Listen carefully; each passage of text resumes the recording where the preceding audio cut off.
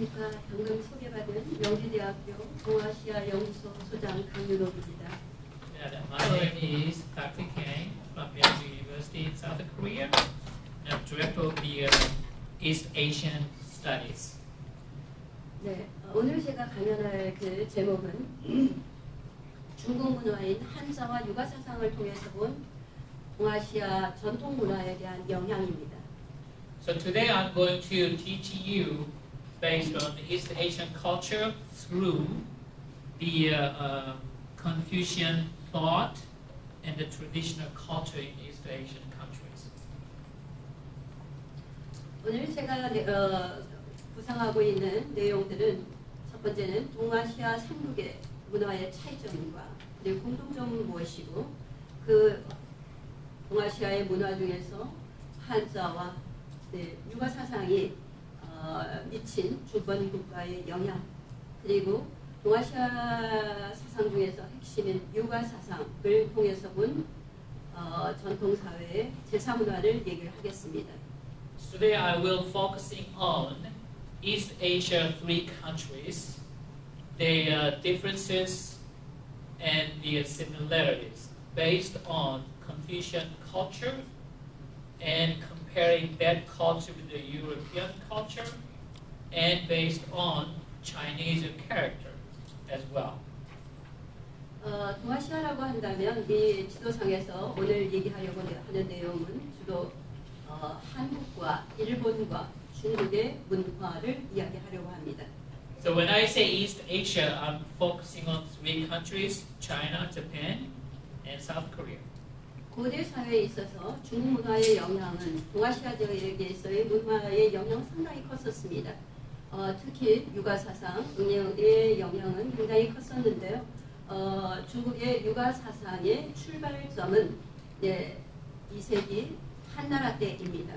2세기 한나라 때 한나라 때 육아 사상이 확립이 되었는데 이 한나라 때 육아 사상이 일본에 영향을 주게 되었고요. 특히 육아 사상을 가장 먼저 받아들인 나라는 한국입니다. 그러나 중국은 한동안 1949년 마오쩌둥이 중화인민공화국을 설립하고 난 이후에는 공자 사상을 타도하려고 했었습니다. 그러나 한국에 있어서는 한 번도 육아 사상에 대해서 중단된 적이 없었고 여전히 중국의 육아 사상을 상당히 잘 보존하고 있는 나라라고 할 수 있습니다. So because of the short of the time, I'm going to go skip, but trying to give you the focal points of these lectures. So then now that we're jumping into slide number 7, we're talking about these 14th and 19th centuries, the Confucian culture and the community. So we're talking about China, and in the middle is Japan, and the far right, or my right and your left, is Korea. So in China, in the 2nd century, in the Emperor Wu of Han, actually he made it the Confucian thought as a national ideology. But on the way, that actually when the Mao Zedong established the new era of China and Chinese government and culture, and he actually tried to overturn Confucian thought. However, in Korea, when I say Korea, in that time is North and South both. In Korea, they actually has very strong influence on particularly 14th century and adopted Confucian thought and made that as a political ideology. But in South Korea, Korea, it never happened to overturn the Confucian ideology politically and or culturally. And also the Confucian culture community, their ideology also influenced in Japan as well. 일본 같은 경우에는 특별히 17세기 에도 막부 이 시기에 상당히 육아 사상에 심취해 있었고 그렇기 때문에 동아시아의 전통 사회에 있어서 육아 문화 공동체를 이룬 시기가 있었는데 방금 통역사가 얘기하신 14세기와 19세기에는 하나의 육아 문화 공동체를 이루었다라고 할 수가 있겠습니다. So if we talk about Japan, also Japan is mainly they adopted and flourished the Confucian culture and ideology around the 17th century when the Edo shogunate, sorry for the pronunciation, and the era. So that was like main era in Japan, following and adopting and implementing the Confucian culture as a community. 오늘 제가 얘기하려고 하는 것은 바로 중국에서 출발한 육아 문화가 주변 국가인 일본과 한국에 미친 영향이 얼마나 큰지에 대해서 이야기를 하려고 하는 것입니다. So today, focus again, I am going to focus on the Confucian culture and ideology, how this particular ideology impacted on East Asian countries, mainly in Japan and in Korea. 중국 문화가 동아시아 문화에 영향을 끼친 그런 또 하나의 중요한 요소가 있는데 그것이 바로 중국의 문자인 한자입니다. 이 한자는 중국에서 출발했고 그 한자를 가장 먼저 받아들인 Second one is a Chinese character. That how that particular Chinese character or the language influenced in East Asian countries, in Korea and Japan. So that the Chinese character firstly influenced in the Korea, and it, the Koreans broadly used the Chinese character, and then Japan adopted that through Korea. 오늘의 주제는 동아시아이지만 적어도 14세기에서 19세기 이 사이에 중국 문화, 한자와 공자의 사상이 유럽에 미친 영향도 상당히 크다라고 할 수 있습니다. So the focus is on East Asian countries. Also, I like to touch how this Confucian ideology and Chinese character influenced in European culture and nations as well. 특히 17세기에서 18세기 문예 부흥기 이 시기에는 동아시아로부터 많은 문화가 유럽에 전달이 되었고 그 중에서도 공자의 사상과 한자 역시 당시에 전달이 되었다라고 볼 수 있습니다.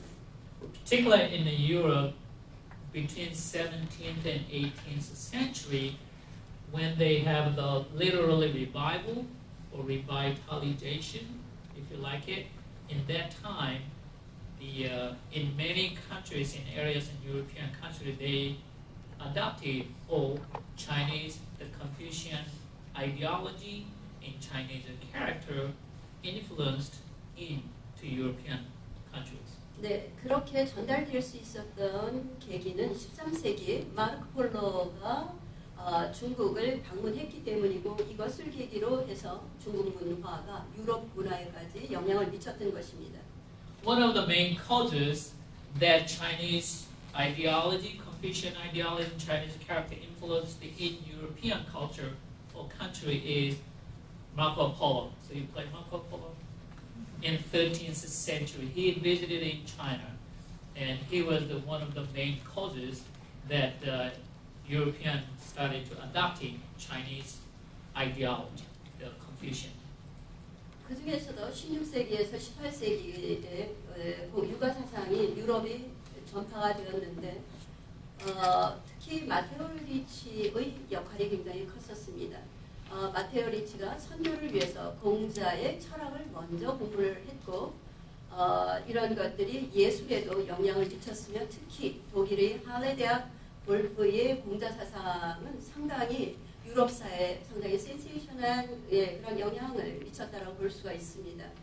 So example is particularly in between 16th and 18th century that the Confucian ideology, or if you may say thought, spread out in the European, and particularly in the 16th century, Matteo Ricci, it's Italian, and have they adopted the Confucian ideology, while the Master Rich was a missionary in China. 그뿐만 아니라 프랑스의 볼테르의 사상에도 많은 영향을 미쳤고 몽테스키우의 생각에 계몽운동에도 많은 영향을 미쳤던 것이 바로 육아 사상이고 특히 미국에서는 토마스 제퍼슨의 독립선언서에도 육아 사상은 영향을 미쳤다라고 할 수 있습니다. So even in France as well, Voltaire, and then in England, Montesquieu, it showed that how much they were influenced by Chinese Confucian, the ideology, and Chinese character as well, particularly Enlightenment when that happened. 네, 특히 지금까지 얘기했던 것은 중국 문자와 그리고 육아 사상이 전 세계에 미친 영향을 얘기를 했었는데 오늘은 공자의 생각이 동아시아에 어떻게 문화에 영향을 미쳤는지에 대해서 이야기를 하도록 하겠습니다.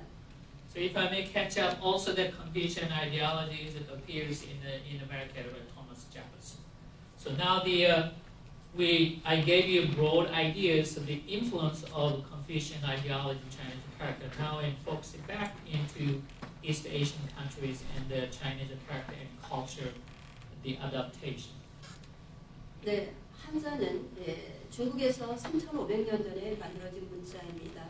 그것이 한국의 AD 1세기 한무제 때 유입이 되었고 그것은 일본에도 전달이 되어서 5세기에는 일본인들도 한자와 육아 사상을 공부하게 되었습니다.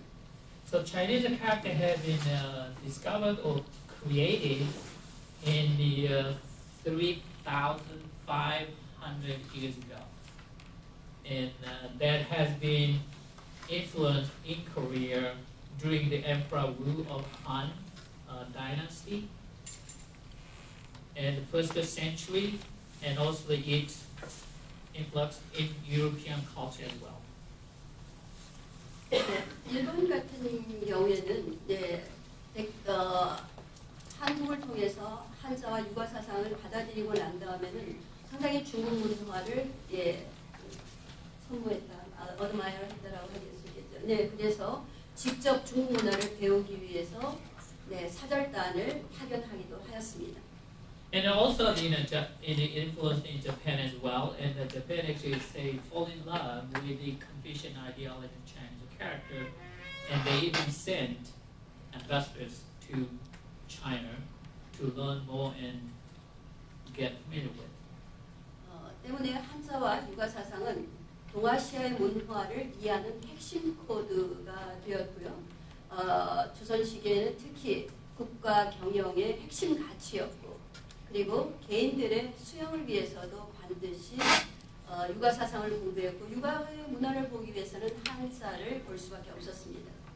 So, as I gave you a little brief introduction, this Chinese character became a core code to understand East Asian countries' culture. Even they would be, they utilized in the national management, even the personal discipline as well, the Confucian ideology. 적어도 AD 1세기부터 19세기까지의 동아시아의 문화를 이해하려고 한다면 육아 사상과 한자 문화를 이해하지 못한다면 절대로 불가능한 일이고, 그렇기 때문에 사람들은 일상생활에서 고급 담론에 이르기까지 한자를 통해서 서로의 생각을 전달하였습니다. So if you are willing to understand and study in more detail about East Asian countries, particularly the three countries, culture and language, their customs, it is very important to understand the Confucian ideology and also understanding Chinese characters as well, because the influence is spread out in these countries. 네, 그러면 한자는 중국 문자인데 여러분들이 이 중에서 혹시 중국을 다녀온 사람이 있을까요? 네. Anybody visit China or from China in this room? Or 일본, familiar with the Chinese culture? 네. 일본을 다녀오신 친구는요? How about Japan? Anybody? How about Korean? How about Korea? Yeah. South Korea. 예. 그러면 예, 중국 예전에 저희가 주로 썼던 중국 문자인 한자는 여러분들이 중국의 하남성이라는 곳에 가보면 중국의 한자가 생겨난 발원지를 잘 알 수가 있습니다. 그래서 이 다음에 중국에 가신다면 이 지역을 한번 가보면 중국 문화의 발원지의 그 핵심을 느낄 수 있는 곳입니다. So if you plan to visit China, which you should, I recommend you visit Henan province.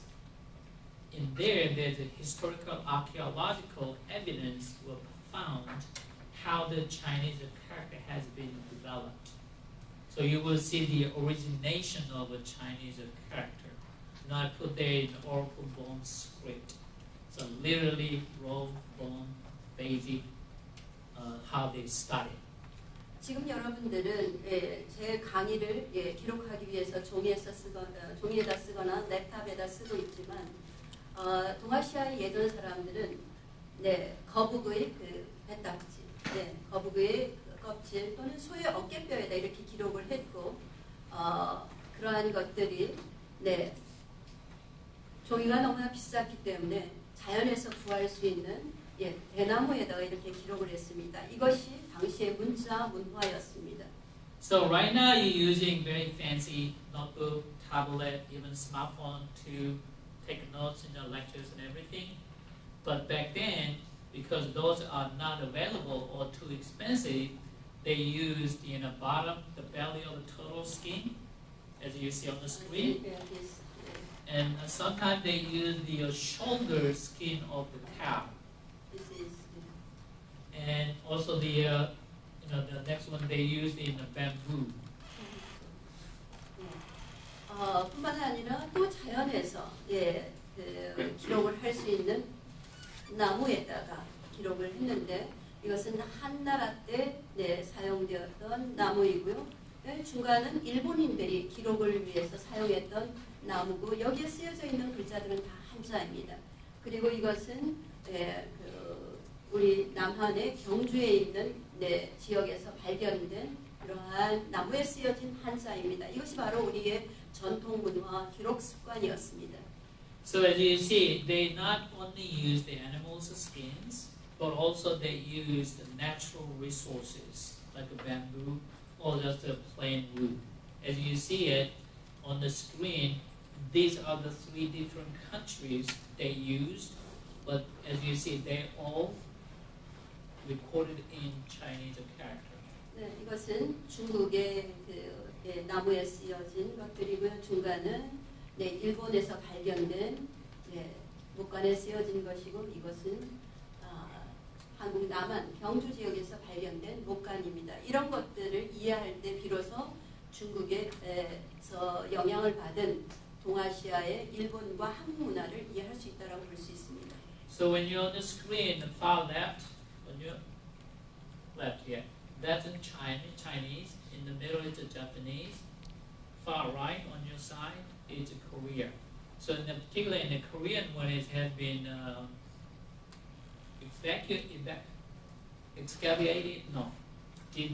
discovered in a city called Gyeongju. It's a very traditional city as well. But as you see, they're all written and recorded in Chinese character. 이 당시에는 사실 한국에서는 조선시대에 이미 세종대왕이 한글을 발명을 해서 우리는 지금은 한글을 쓰고 있습니다. 조선시대에 발명된 한글이 당시에는 정식 문자가 아니고 공식적인 문자는 국가에서 한자를 썼습니다. 그래서 한자 문화에 대한 이해가 반드시 필요한 것입니다. So later on in Korea, during the Joseon dynasty and King Sejong actually created current Korean language we call Hangul. But when that has been created, it did not become immediately as official language. But the official language was still Chinese character. 당시에 있었는데 그 유생이 최부입니다. 이 최부라는 사람이 제주도에서 관리를 하고 있다가 부모님이 돌아가셨다는 소식을 듣고 집으로 돌아가서 부모님의 상을 치르려고 가다가 표류를 하게 됩니다. 어디로 표류를 하게 되느냐면 복건성에 표류를 하게 되는데 그 사람이 당시의 표류기 하멜 표류기 동방견문록 마르코노의 동방견문록과 같은 그러한 그 책이 바로 표회록인데 역시 한자로 기록을 했습니다. 그래서 우리가 한자를 모른다면 적어도 한국의 한 1800년 동안의 역사, 문화, 정치, 사회, 철학 이해하기가 굉장히 어렵습니다. So the example I'm showing you in South Korea, even after the current Korean language has been created, still using the Chinese character as official language. There was an example I'm showing you on the screen that there was a person named by Chen Bu. So he heard that his parents passed away, so he's on the way to Jeju Island. He got kind of shipwrecked. So he got pushed away by the water, the wind and waves. So he ended up in Hanam, which is I think a territory in China. And he wrote a book about his journey and his feeling about it. But all the book was written in Chinese character. As was it Dongbang Gyeonmunok was written by Marco Polo.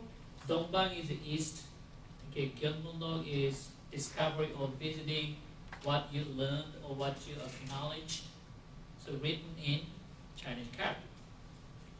임진왜란 시기에 이 책을 본 일본인은 이 책을 가져가서 역시 한자로 광토행정기라는 이 책을 편찬을 하게 됩니다. 뿐만 아니라 콜롬비아 대학의 존 맥스킬이라는 박사생은 이러한 일본에 가서 당토행정기라는 최고의 책을 보고서 박사논문으로 쓰기도 하였습니다. So and then in Japan, actually they got to introduce this writing in Chinese characters written by Korean, and they got to introduce the book. And then in Japan, the scholar actually ended up writing another book in Chinese character, and that has been somehow introduced. John Maxtian, he got to introduce that, and then he used that textbook, which was written by Japanese in Chinese character. Based on that, he wrote his thesis. 이 책은 그 콜롬비아 대학에서 퍼블리시가 되었습니다. And it's been published in Columbia University. 자, 그러면 오늘날 지금 현재 한국에서는 저희는 한글을 주로 쓰고 있습니다. 특히 1945년 저희는 해방을 맞아 이제 일본의 침략에서 해방을 맞이했는데 민족의 자존심을 회복하기 위해서 한글을 전용으로 쓰겠다는 정책을 펼쳤습니다. 그렇기 때문에 지금 주로 사용하고 있는 것은 한글이지만 여전히 일상생활에서 한자를 사용하고 있는 부분도 있기도 합니다. So right now I'm showing you the current status of in Korea. Now we're talking about South Korea. South Korea current status for using Chinese character. I'm showing you some pictures, collection of pictures. As you see, the Chinese characters as well. Now but right now the Hangul, which is invented by King Sejong, that is an official language in Korea. However, still, as you see in screen here in the picture, collected pictures, we still using Chinese character. 일본은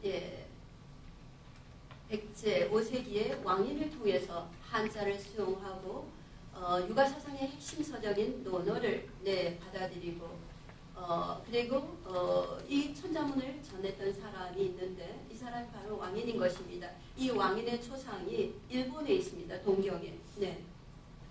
And in catching up from previous one, Said after the Korea was Korea became an independent country from the Japanese colony in 1945. Actually, we said that we need to have our national sovereignty. So that's the big trigger that in the Korean decided to use Korean Hangul as an official language.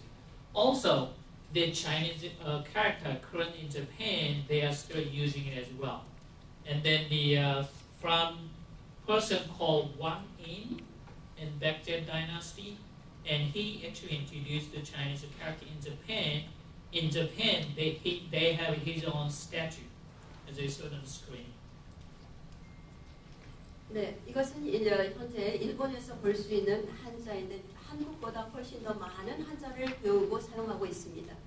So right now I'm showing you current in Japan how much they actually using Chinese character in their formal education system.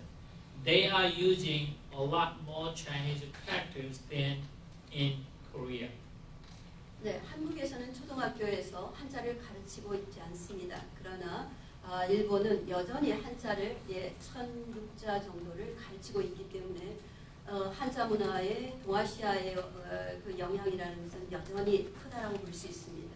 In Korea, we don't teach Chinese character in elementary school, but in Japan, they do. Like 1,006 Chinese characters from elementary school. 네, 중국 문화가 동아시아에 끼친 영향은 상당히 많은데 오늘은 한자와 육아 문화에 대해서 얘기를 하기 때문에 조금 전에도 언급했듯이 육아 문화 공동체를 이루었던 이 시기에 동아시아에서는 육아를 배우기 위해서 어떤 교육을 받았는가라고 본다면 공자를 가르치기 위한 교육기관을 여러분들이 베이징에 가게 되면 국자감이라고 있습니다. 네, 구어즈지엔이라고 하는데 중국어로는 그리고 한국에는 네, 조선 시기에 공자의 사상을 가르치기 위해서 성균관이라는 국가기관을 만들었고 일본은 동경에 또 한국 학교가 있어서 적어도 14세기부터 시작해서 19세기 초반까지는 이렇게 동아시아에서 한자를 가르치면서 육아의 사상을 배우기 위한 노력을 상당히 기울였다고 할 수 있습니다. So I am actually trying to teaching you the influence of Chinese Confucian ideology and Chinese character. So because of that, I'm going to try to kind of summarize it again. So right now, back to the focus on the Confucian ideology and education system in 3 different countries. So it started about 18th century major, but in the 1st century, in the 19th century, 14th, as I mentioned before. So each 3 different countries, they have a formal education institute teaching or focusing on Confucian ideology based on Confucius. 네, 이 사진을 보면 일본의 17세기에 육아의 사상을 교육하기 위한 이러한 동경에 있는 학교, 한국 학교라고도 하고 하나는 흥도관, 네, 일본의 육아 교육의 한 면모를 볼 수가 있습니다. 이 사진을 통해서. So right now you see the screen in the buildings in Japan teaching the Confucian ideology in 17th century. So it's during the Edo era. 네, 19세기가 되면 일본 동경의 공자의 사상을 기리기 위해서 제사를 하였는데 그 기관이 공묘입니다. 공묘에서 이렇게 공자의 상을 만들어 놓고 제사를 지내는 일들이 동경에도 있었습니다. Now you see in Japan, so the statue you see is Confucius.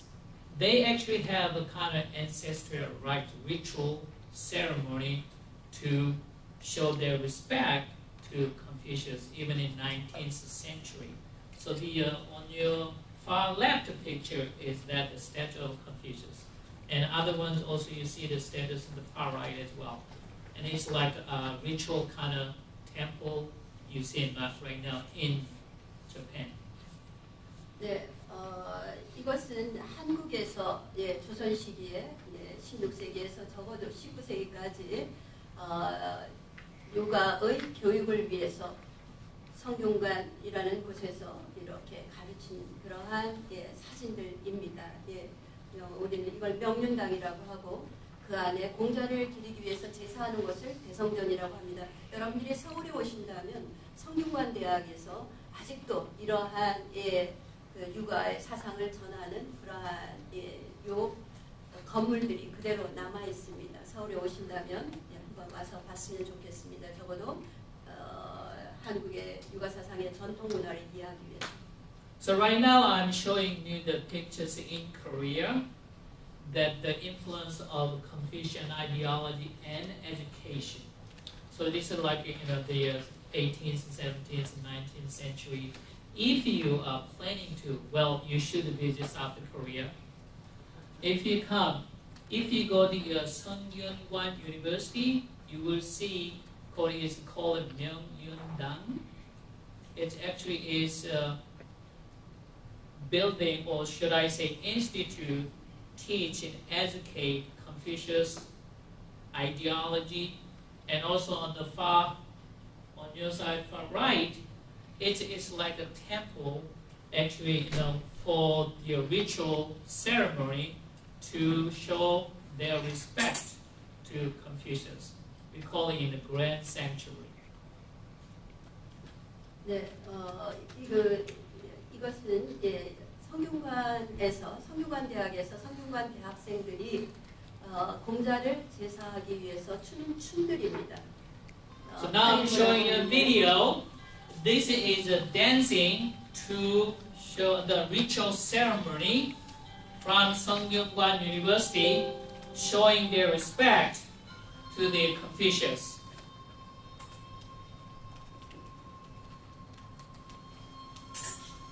네, 성균관대학의 무용학과 학생들의 퍼포먼스입니다. They are the students in Songyun-Wan University majoring in dancing. 1년에 2번 정도 공자를 제사하기 위한 이런 춤이 학생들에 의해서 이루어지고 있습니다. Approximately twice a year, they do this performing to as a ritual ceremony to show the respect to Confucius. 조금 전에 제가 여러분들에게 보여드린 것은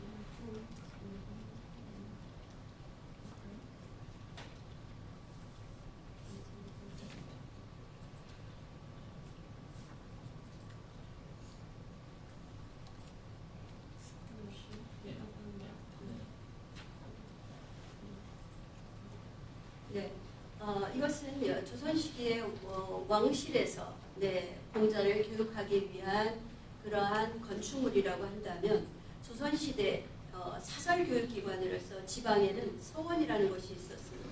서원이라는 곳에서 한자와 육아사상을 교육을 했습니다. 그래서 여러분들이 한국에 오신다면 서울을 보고 또 부산을 보고 대도시를 보고 난 다음에는 꼭 이렇게 한국의 전통 문화를 이해하기 위해서 성균관대학과 서원을 한번 가보라고 권하고 싶습니다. 이 서원 9개는 2017년 세계 문화 유산으로 등재가 되었습니다.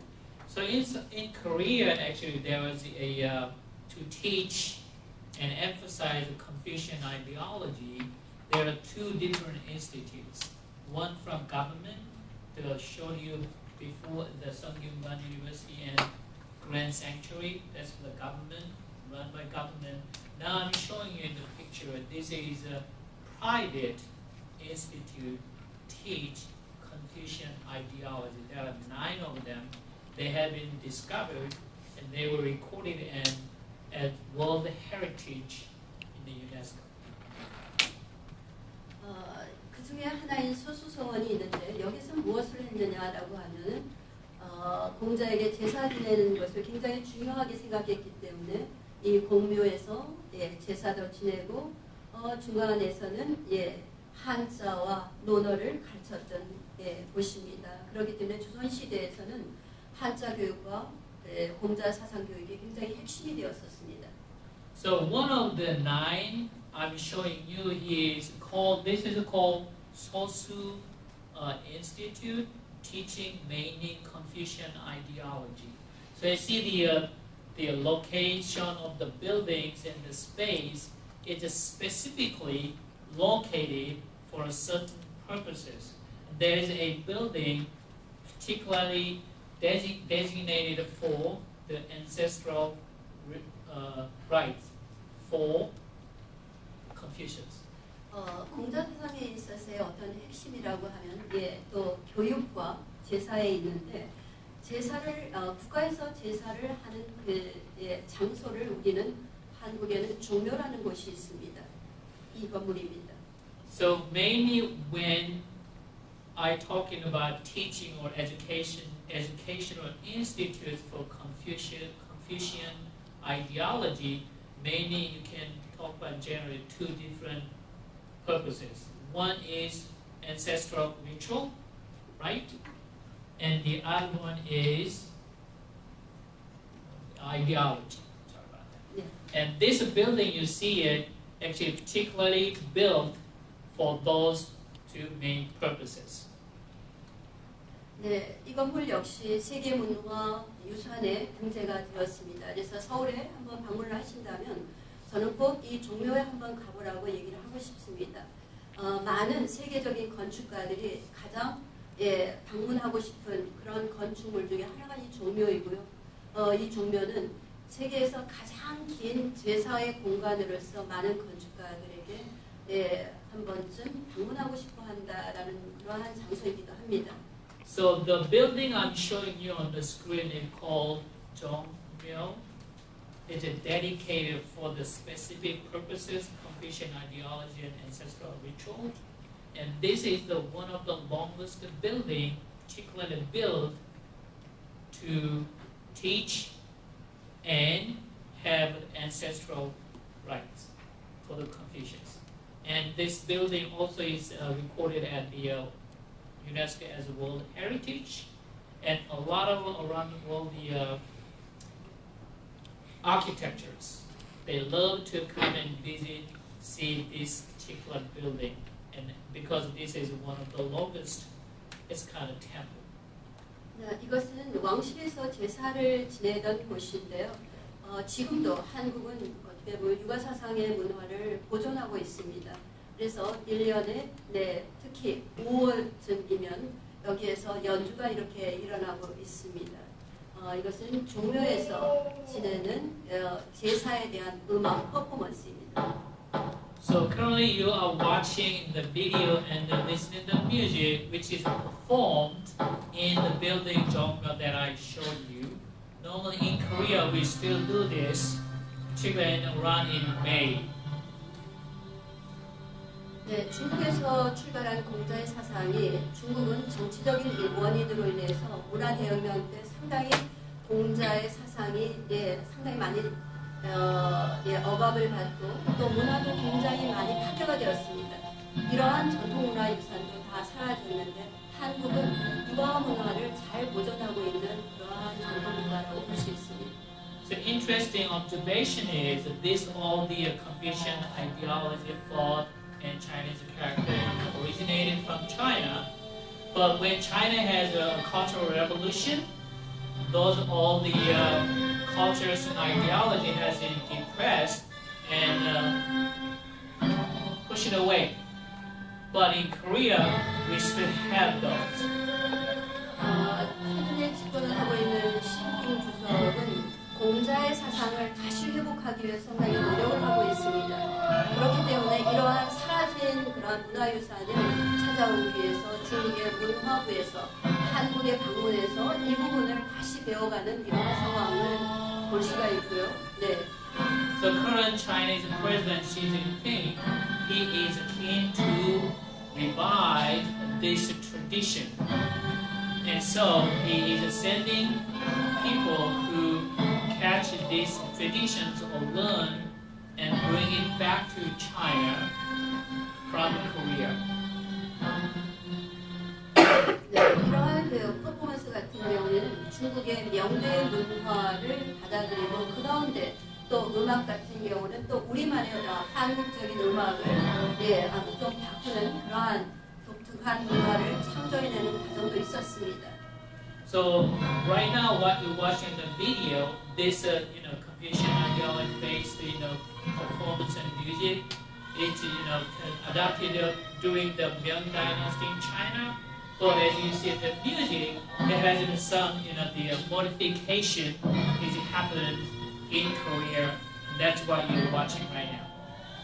그렇기 때문에 한국과 일본이 중국 문화를 받아들이긴 했지만 그 가운데 같아지려고 하는 부분도 있었지만 분명히 다른 부분도 존재했었습니다. 그걸 4자성어로 부동존이 중국어로는 저동존이라고 하는데 상당히 이 다른 부분을 우리가 서로 인정해 줄 때 서로에 대한 존중이 있을 수가 있다라고 생각을 합니다. So this is where you see the differences and similarities I mentioned at the very beginning of this class. However, when we learn how to respect differences and yet adopt it and keep it similarities, that would create more close community and relationship internationally. 네, 여기에서 보이는 이러한 악기들은 중국의 국자감에도 있는 것들입니다. 그러나 이 악기를 가지고 연주하는 악률, 음악의 선율들은 중국과는 다르다고 할 수 있습니다. So the instruments you see in this video, actually, very similar, or some of them from China as well. But the music, the rhythm itself, is different. 네, 일본도 역시 중국의 그 한자와 그리고 유가 사상을 받아들였다라고 앞에서 언급을 했었습니다. 그들의 제사 문화 역시 굉장히 발달해 있고 궁중에서의 음악도 있는데 한국과는 중국과는 또 다른 그 연주와 음악이 이 안에 존재한다는 걸 여러분들이 이 비디오를 보면 알 수 있을 것입니다. Right now, while you're watching the listening video, this is Japan, and based on exactly same root, like in Korea, like a Confucian ideology and Chinese character. But as you see, there's many differences in there. Music, instruments, clothes they wear, it's different. And also different from China and from Korea. 네, 한국의 이러한 전통 문화는 상당히 중국과 많은 부분이 맞닿아 있다라고 볼 수 있는데 일본 같은 경우는 송대 이후, 중국의 송 이후, 적어도 11세기 이후에는 그들만의 독창적인 문화를 만들어내기 위해 상당히 많은 노력을 했기 때문에 중국 문화는 또 다른 부분을 보이고 있는 것입니다. So in Korea, the previous video you watched, there are a lot of similarities with China. But in Japan, when you see it, there's a lot of differences from China, particularly from the 11th century. Even though they adopted it from China, it's far different from Chinese traditional music instrument. 네, 제가 지금 여러분들에게 보여드린 이러한 것들은 사실은 제가 한자로 기록을 하였다라고 하는데요. 동아시아에서 사용하고 있는 이런 한자를 보면 특히 유가 사상의 핵심인 제사와 관련된 한자는 그 모양이 이렇게 같습니다. 중국에서 Chinese는 한자, 일본에 쓰는 Japanese를 쓰는 한자, Korean이 쓰는 한자, 특히 유가 사상의 핵심인 제사 문화와 관련된 한자는 의미도 같고, 글자의 글꼴도 같습니다. So I'm showing you, it's like in a sense, it's a pictogram, how the Chinese character used. And when you see it, I'm comparing the Chinese character and the picture next to it.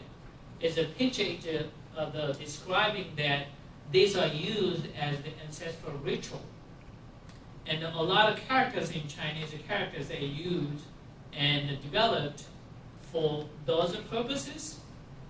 But as you see, the top in the red letters, in the top is China, in the middle is Japan, and the bottom is Korea.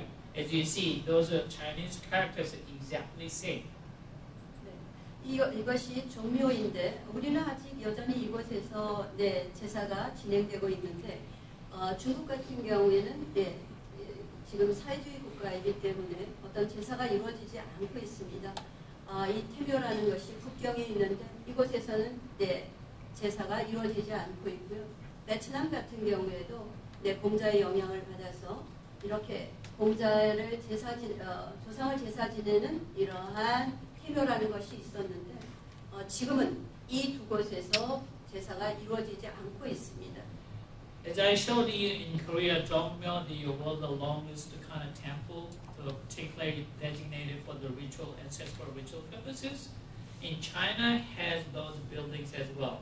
One on top it looks like a 3-story building. That's in China. That building was built for that purposes.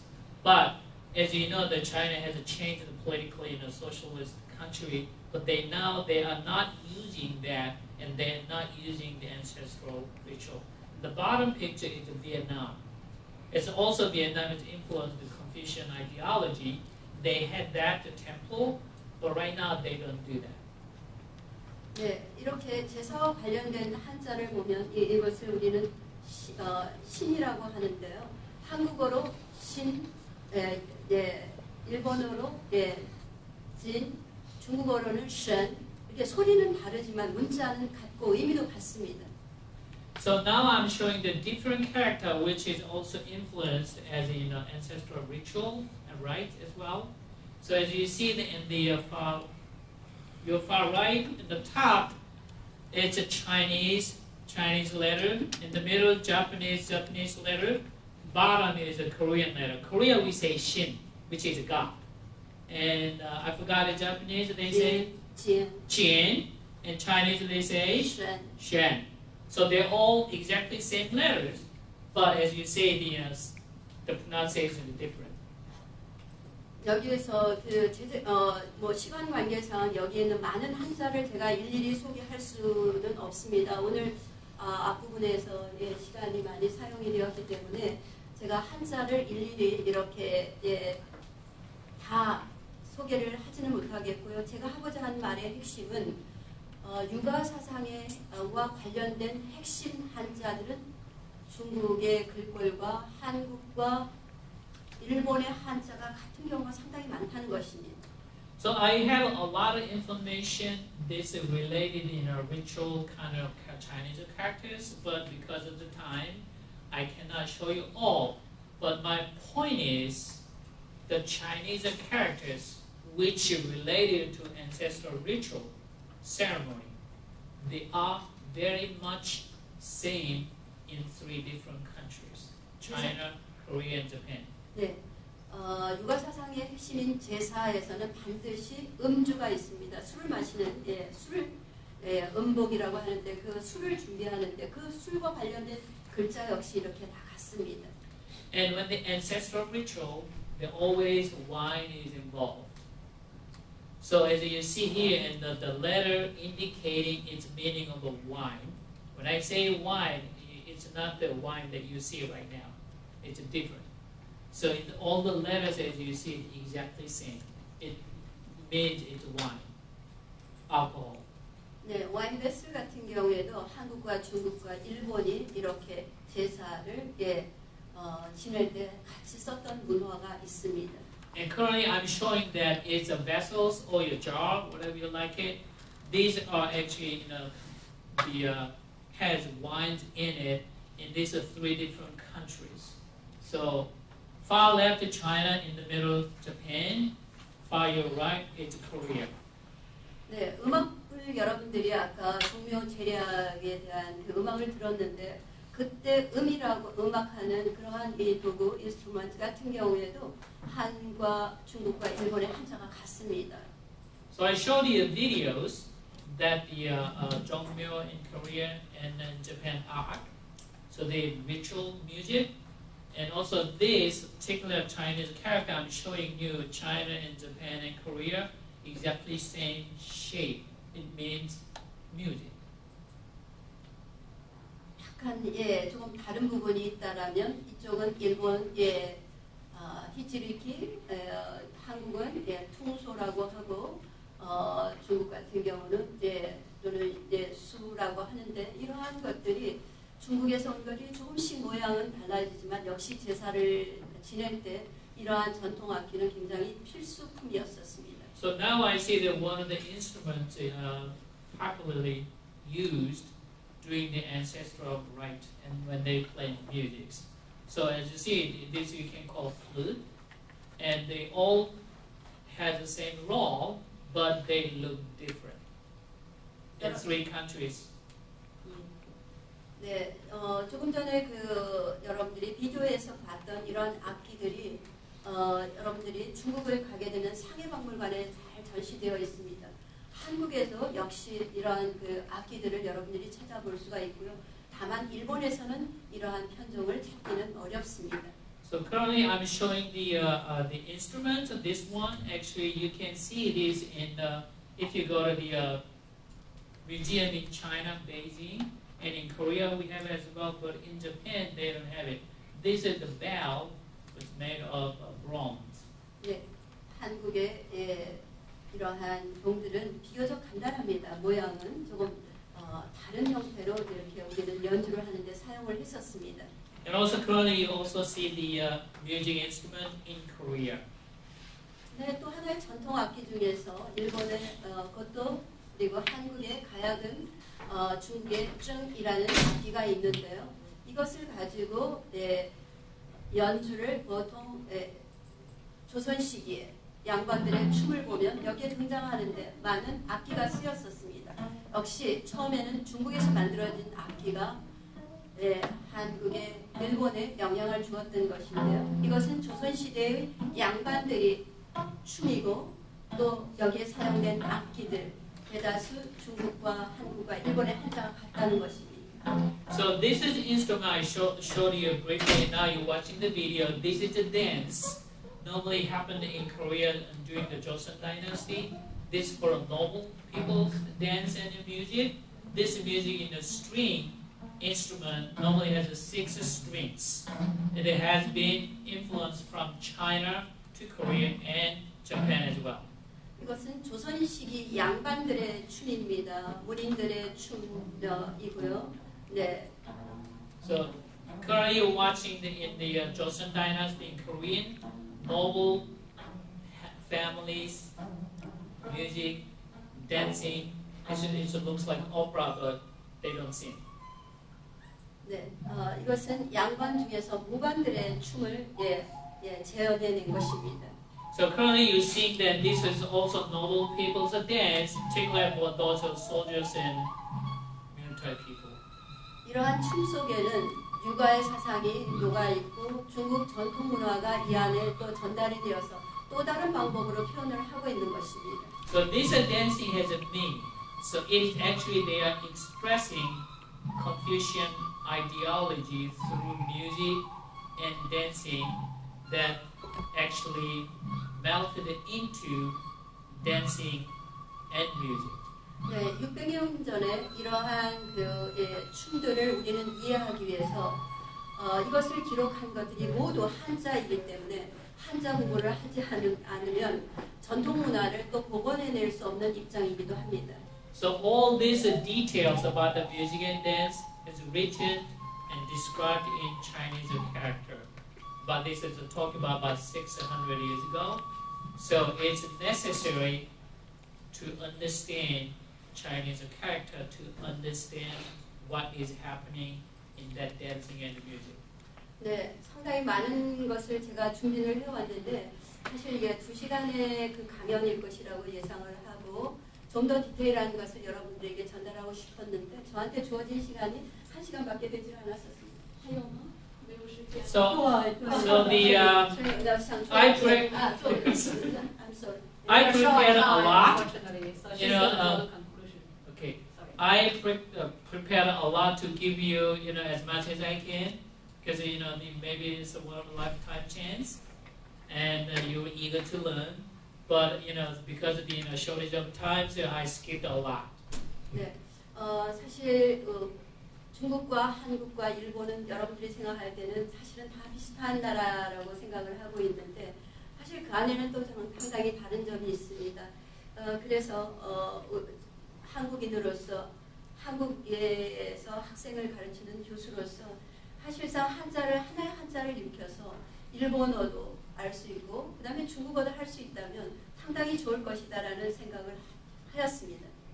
So the motivation of this my lecture actually I do here is like, you know, I'm from Korea and a professor and major in the Chinese literature and familiar with that.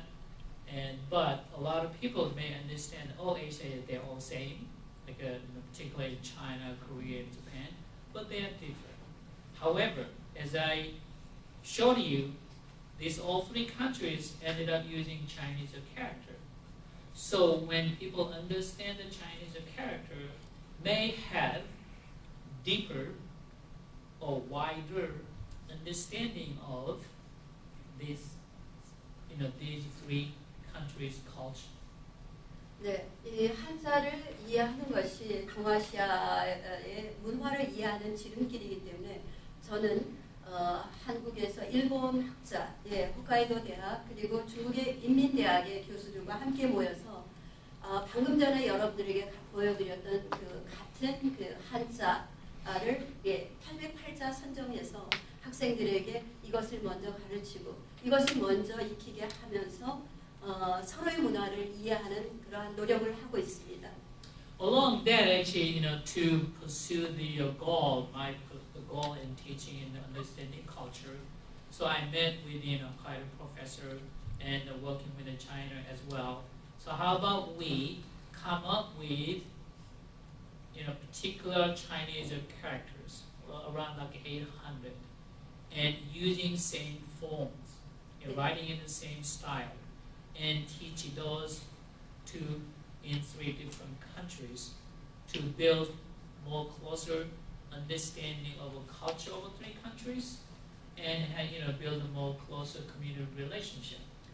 그렇기 때문에 한자는 동아시아 사회와 전통 문화를 이해하는 문이자 열쇠입니다. 단 조금 전에 얘기했던 서로의 문화의 차이를 존중할 때 그것이 실현 가능하다고 생각을 합니다. So 그것이 저의 결론입니다. So therefore, I like to conclude that the Chinese character is a key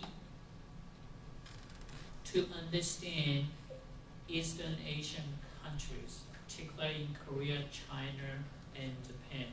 However, it is so important there are similarities and differences. So understand differences and respect differences is important. Thank you very much. Thank you so much.